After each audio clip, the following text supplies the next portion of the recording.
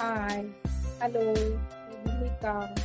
एका नवीन ब्लॉगमध्ये आपणा सर्वांचं खूप खूप स्वागत आहे. आता आपल्या उद्याला महाशिवरात्र येणार आहे. महाशिवरात्रीला सर्वांचेच उपवास असतात. तर आज मी महाशिवरात्रीला अशी छान घरच्या घरी मिठाई करणार आहे. मिठाई म्हटलं की आपण लगेच मिठाईच्या दुकानात जातो आणि छानपैकी मिठाई घेऊन येतो. पण मिठाई खूप महाग असते. सो आपण कमी खर्चात कमी ह्याच्यात घरच्या घरी छान कशी बनवता येईल ती मिठाई बघूया. तर त्यासाठी मी आधी दूध घेतलं आहे.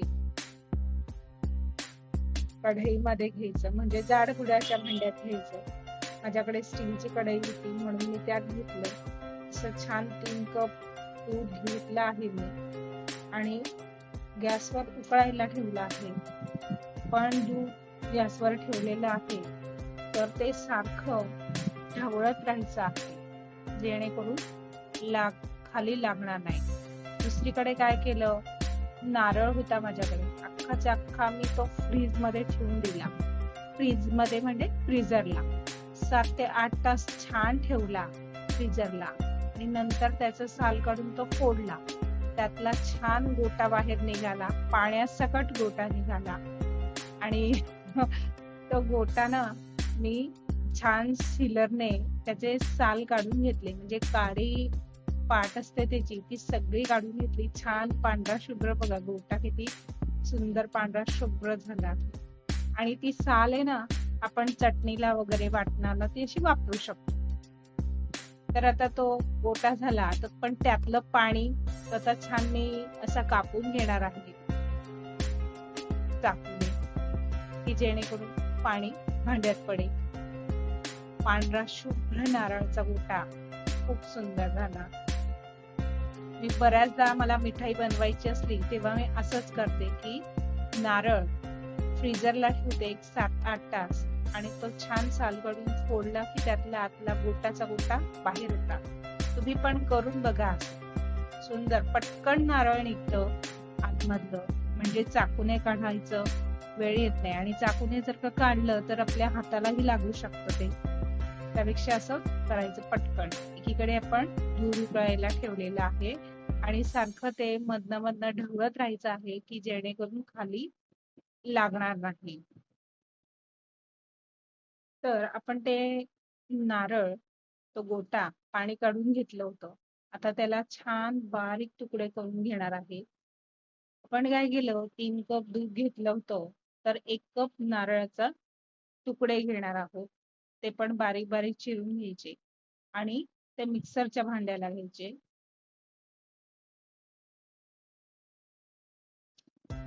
त्यात घालणार आहोत आता काजू, 10 ते 12 काजू. तुम्ही स्किपही करू शकतात, आवडले असल्यास घाला. मला आवडतात म्हणून मी घालते. आता हे छान मिक्सरला आपण फिरवून घेणार आहोत. त्याची पावडर करून घ्यायची आहे. आता पावडर करताना माझी थोडी भरड राहिली होती, पण काय झालं, माझं दूध एकदम मोजकं झालं आणि दूध घरात शिल्लकच नाही म्हणून मी पाणी घातलं. तर पाण्याऐवजी तुम्ही दूध घातलं ना की पेस्ट छान घट्ट येते. बघा किती सॉफ्ट झाली आहे आणि पांढरी शुभ्र पेस्ट झाली आहे. सोई पेस्ट आता आपलं बघा 3 कपाचं 2 कप दूध तयार झालं आहे. त्या 2 कप दुधामध्ये आता ही आपण पेस्ट घालून घेऊया.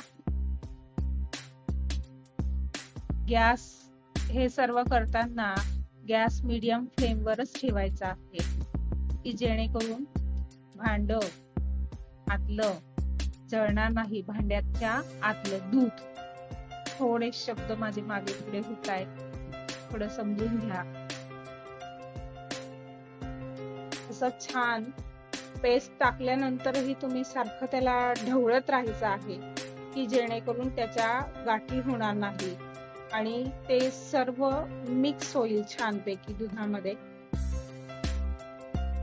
सारखं ही मिठाई करताना आहे ना सतत तुम्हाला ढवळत राहायचं काम आहे की जेणेकरून ते खाली लागायला नको. आणि कुठलीही मिठाई बनवताना एक जाड बुडाचंच भांड घ्यायचं, म्हणजे मिठाई जळत नाही. आणि मीडियम फ्लेमवरच गॅस ठेवायचा. ही मिठाई मला बनवायला जवळजवळ 20-25 मिनिटं लागले छानपैकी. बघा, दूध आता बऱ्यापैकी घट्ट होतंय, सारखं ढवळत राहिलं, त्यातला पाण्याचा अंश सगळा निघून जातोय. सारखं असं ढवळत राहायचं आहे. आणि हो मैत्रिणींनो, तुम्ही कुठून कुठून व्हिडिओ बघतायत जरा प्लीज मला कमेंट्स बॉक्स मध्ये सांगा, म्हणजे मला आनंद होईल. तर बघा, आता मी साखर घातली आहे पाव कप. प्लीज मला सांगा तुम्ही कुठून कुठून व्हिडिओ बघता आहे, म्हणजे मला पण खूप आनंद होईल की माझे व्हिडिओ कुठपर्यंत जात आहे.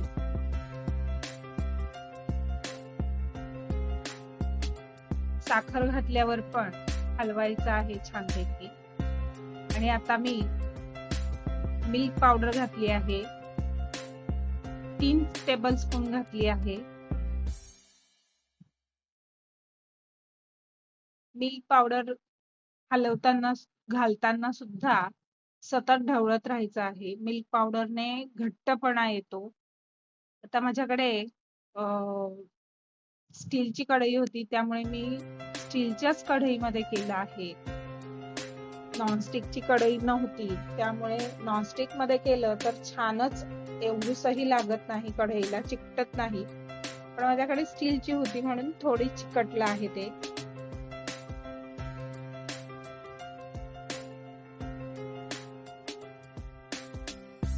सारखं ढवळत राहायचं ह्याला, म्हणजे जेणेकरून बघा आता हळूहळू तो घट्ट होतो आहे. असा छान त्याचा गोळा तयार होणार आहे.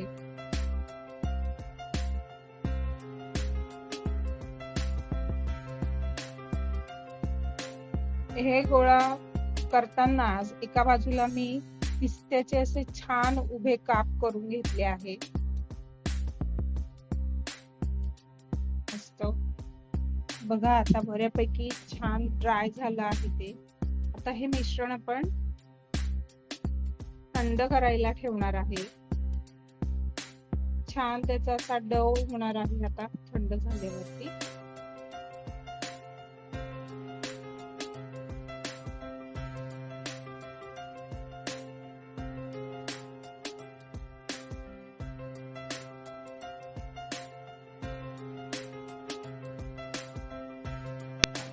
ही मिठाई तुम्ही नवरात्रीमध्ये किंवा एखाद्याला उपवासाला किंवा एखाद्या फंक्शनला सुद्धा तुम्ही ही मिठाई करू शकता. अगदी 20 ते 25 मिनिटं लागतात ही मिठाई बनवायला. बघा, आपलं मिश्रण छान असं घट्ट आणि छान झालं आहे. हो, आणि आता ह्याच्यामध्ये मी हाताला तूप लावून छोट्या छोट्या पेढ्यांचा आकार दिला आहे. तर तुम्ही पेढ्यांचा आकार तुम्हाला द्यायचा असेल तर तेही देऊ शकतात, किंवा मग एखाद्या ट्रेला तूप लावून हे मिश्रण थापूही शकतात, म्हणजे वडेही पडू शकतात. असं आता छान त्याला पेढ्याचा असा गोल गोल आकार देऊन दिला आहे. आणि असे सगळे पेढे मी तयार करणार आहे एका पाठोपाठ. तुम्ही लांबूळचा आकार सुद्धा देऊ शकता किंवा गोल देऊ शकता. तुमच्याकडे एखाद्या साचा असेल शेपचा वगैरे, त्यातही तुम्ही वरून तोही शेप तुम्ही देऊ शकता. खूप चविष्ट आणि सुंदर लागते ही मिठाई. अगदी तोंडात ठेवल्याबरोबर विरघळते. बघा, मी आता सगळे असे गोल छान करून घेतले आहेत आणि एक एक पिस्त्याचं तुकडं त्याच्यामध्ये घालणार आहे. छान लागतं पिस्त्याचे तुकडे. किंवा तुम्ही बदामाचे काप सुद्धा घालू शकता, किंवा केशरची काडी घालू शकता. सॉफ्ट आणि अगदी तोंडात टाकल्याबरोबर ही मिठाई छान विरघळते. बघा, आपली सुंदर अशी मिठाई तयार झाली आहे. अगदी ओल्या नारळापासून छान मिठाई बनवली आहे. तर तुम्ही पण अशी मिठाई नक्की करून बघा मैत्रिणींनो. आणि व्हिडिओ आवडल्यास लाईक, शेअर, सबस्क्राईब करायला विसरू नका.